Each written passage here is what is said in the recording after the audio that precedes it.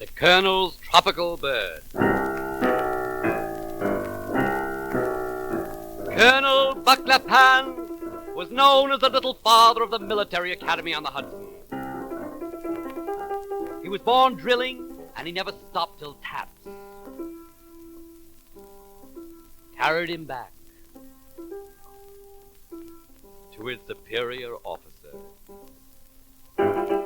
The reason he never became a general was because the army was afraid if he got too high, they'd lose him.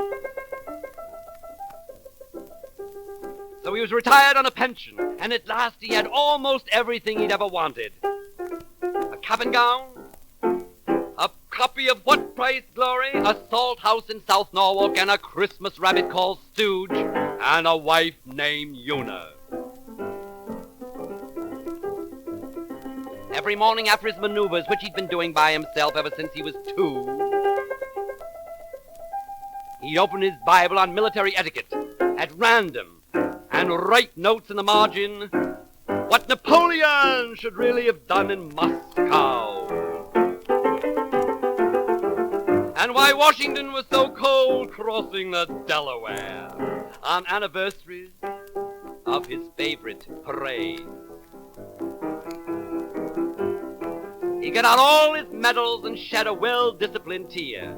He was very much against airplanes, in any form. Once took his briefcase straight to the Mayflower Hotel in Washington to protest, but he only got as far as the New Willard. During my lifetime, he said, we did plenty on the ground, and I mean the ground. No one cared and no one listened.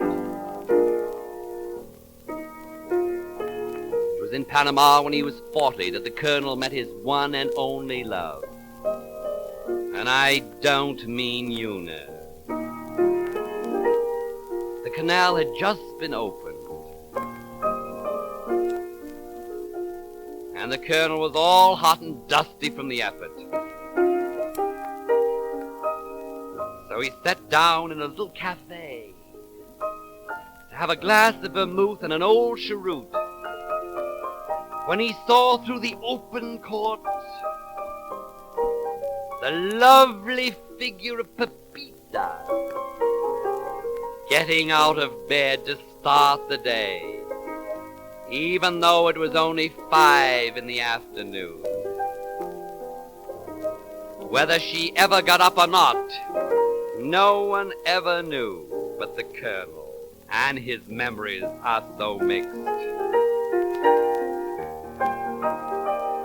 He was AWOL for 3 days, but Pepita wondered why it wasn't longer. For years he carried one of her teeth on his gold watch chain, the wisdom tooth. And whenever Una asked him what it was, he'd just smile a little sadly and say, none of your damn business. When he died, which he did eventually, in the midst of a very difficult maneuver which he never should have attempted, Una threw away Pepito's memento right in the vault with his pictures of the Panama Canal, which was all he ever left her. Years later, she was reading in his military strategy the chapter on the Battle of Bull Run, when she came across the Colonel's own writing in the margin, and she read, after I opened the canal, siege was laid for 3 days, but should have continued until the enemy was exhausted. Ammunition is deadlier than strategy. I wish I'd been 21, Pepita.